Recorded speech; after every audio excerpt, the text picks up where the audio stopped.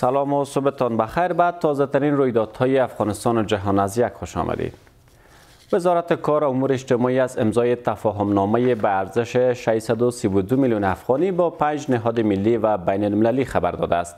در خبرنامه این وزارت آمده است که این تفاهمنامه ها با منظور گسترش آموزش های فنی و حرفه‌ای برای کارآموزان با بنیاد آقاخان، مؤسسه همبستگی، مؤسسه مرکز تعاون افغانستان، مؤسسه حمایت از افراد معلول، ناشنوایان و مؤسسه ترنینگ اسکیتبورد امضا شده است.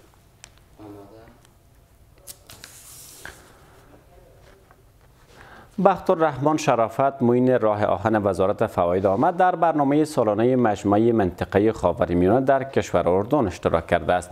وزارت فواید عامه نوشته که در این نشست درباره خدمات یکسانسازی و الکترونیکی شدن راه آهن بحث شده است.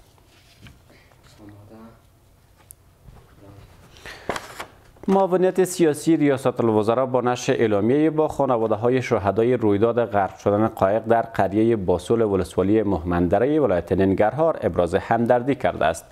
معاونیت سیاسی ریاست الوزراء در این اعلامیه از مسئولان مربوطه خواسته است تا در مورد این رویداد بررسی های لازم را انجام دهند.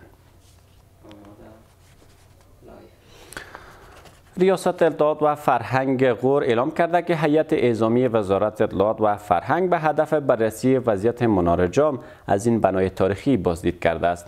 به گفته این ریاست، نحوه پاککاری و رسوبات بجا مانده از سیلاب در رودخانه جام از سوی این تیم فنی بررسی شده و قرار است در آینده نزدیک کار پاککاری این رودخانه و استحکام بیشتر اطراف منار جام آغاز شود.